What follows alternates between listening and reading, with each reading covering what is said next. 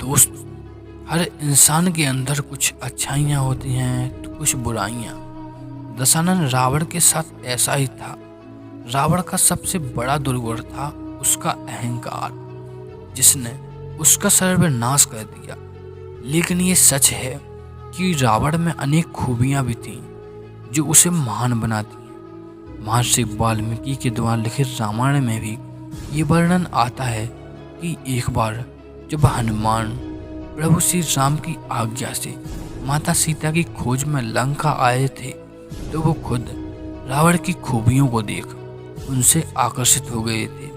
दशानन रावण एक महान पंडित था तथा उसके तप में जो कठोरता थी वो शायद ही उस काल के किसी ऋषि मुनि में होगी।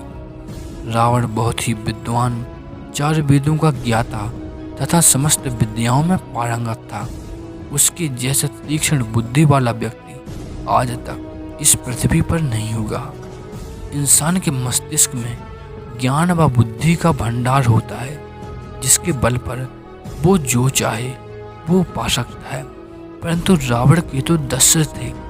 रावण के इस अद्भुत ज्ञान को देख भगवान शिव ने आचार्य पंडित के रूप में रावण को अपने घर वास्तु शांति के लिए बुलाया था।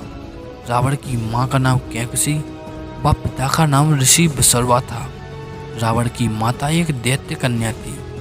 रावण ने अपनी तपस्या के बल पर भगवान शिव को प्रसन्न किया और वरदान मांगा, परंतु शिव जानते थे कि रावण उनके वरदान का गलत उपयोग करेगा।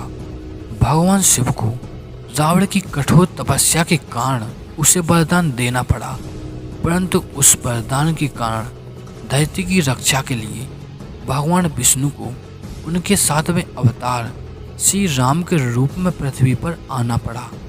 रामायण के अनुसार जब रावण ने भगवान श्री राम की पत्नी माता सीता का अपहरण किया तब भगवान श्री राम ने हनुमान सहित लंका पर आक्रमण कर रावण का वध कर दिया। रावण जब मरणासन अवस्था में था तब भगवान श्री राम ने अपने भाई लक्ष्मण से कहा कि रावण समस्त वेदों का ज्ञाता है, इस पृथ्वी पर उसके जैसा ज्ञानी कोई नहीं, अतः उसके समीप जाकर उससे ऐसी शिक्षा ज्ञान करो जो तुम्हें उसके अलावा अन्य किसी महाज्ञानी से प्राप्त नहीं हो सकती है। तब श्री राम की आज्ञा पाकर लक्ष्मण रावण के समीप गए और उसके सर की तरफ खड़े हो गए, परंतु रावण ने उनसे कुछ नहीं कहा।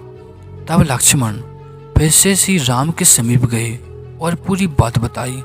तब भगवान श्री राम ने लक्ष्मण को समझाते हुए कहा, यदि तुम्हें किसी से ज्ञान प्राप्त करना है तो हमेशा उसके चरणों की तरफ खड़े होना, ना कि उसके सिर की ओर। तब लक्ष्मण फिर से रावण के समीप गए, परंतु इस समय वो रावण के चरणों की तरफ खड़े हुए।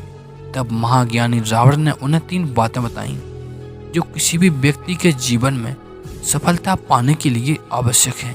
पहली बात, रावण ने लक्ष्मण को बताई कि शुभ कार्य जितनी शीघ्र हो सके उसे उतने ही शीघ्र कर दो और अशुभ कार्य जितना हो सके उसे उतना टालते रहो।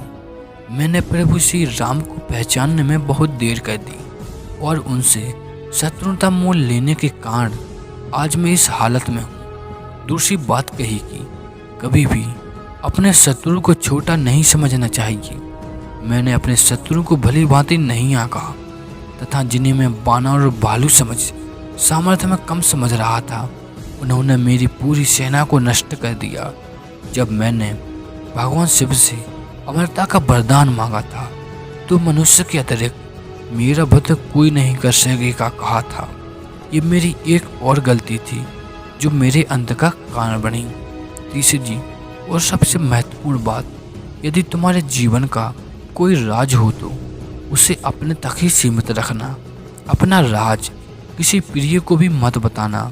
ये भूलकर मैंने विभीषण को अपना राज बता दिया और जिंदगी की तीसरी सबसे बड़ी गलती कर बैठा। दोस्तों, रावण के द्वारा समझाई गई ये 3 बातें यदि आप भी अपने जीवन में उतार लेते हैं तो आपको सफल होने से कोई नहीं रोक सकता। जय श्री राम।